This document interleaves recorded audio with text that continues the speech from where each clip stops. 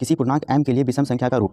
अगर हम जो है ना m क्या है, एक पूर्णांक के लिए विषम संख्या का रूप है, मतलब कि m जो है ना कि कोई भी हम कुछ भी m का मान रख देते हैं, ठीक है ना, तो वो सॉल्व करके जो आना चाहिए वो विषम संख्या आना चाहिए। विषम संख्या मतलब कि जो दो के टेबल में ना है, जैसे कि 3, 5, 7, 9, 11 ये सब विषम संख्या, तो विषम संख्या आना चाहिए। जैसे कि m का मान हम 1 रखते हैं तो वो तो विषम संख्या आ जाएगा, लेकिन m का मान 2 रख सकते हैं तो वो सम भी आ सकता है। तो m का मान यहाँ पे अगर m ही रख देंगे तो सम विषम दोनों आ सकता है, तो ये तो गलत हो गया। और अगर हम m+1 रखते हैं तो m+1 में से जैसे कि m का मान 1, तो 1 + 1 सम, 1 + 1 सम, 2 + 1 3, इसमें भी सम और विषम दोनों आ सकता है, तो इसमें सम विषम दोनों। और अगर हम बात करते थे 6m, तो 6m के मतलब हो जाता है क्या कि 6 से गुना, और अगर हम 6 से गुना करेंगे तो 6 गुना का 1 क्या आएगा, तो सम आएगा। 6 गुना का 2 तो क्या आएगा, तो 6 गुना का 2 तो ये भी सम आ जाएगा।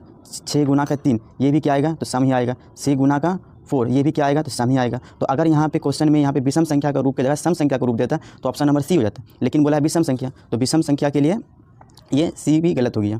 तो अगर हम ऑप्शन नंबर डी को चेक करते हैं तो ऑप्शन नंबर डी में 6 और एक संख्या लिए m का मान हम लिए 1, तो 6 गुना 1 + 1 7, ये सम संख्या आ गया। 6 गुना का 2 अब प्लस का 1, तो ये भी क्या हो गया, 6 दूनी 12 + 1 13 विषम संख्या हो गया। 6 गुना का 3 अब प्लस का 1 तो 18 + 1 19, ये भी विषम संख्या हो गया। तो ऑप्शन क्वेश्चन नंबर 4 का ऑप्शन नंबर ये डी सही है कि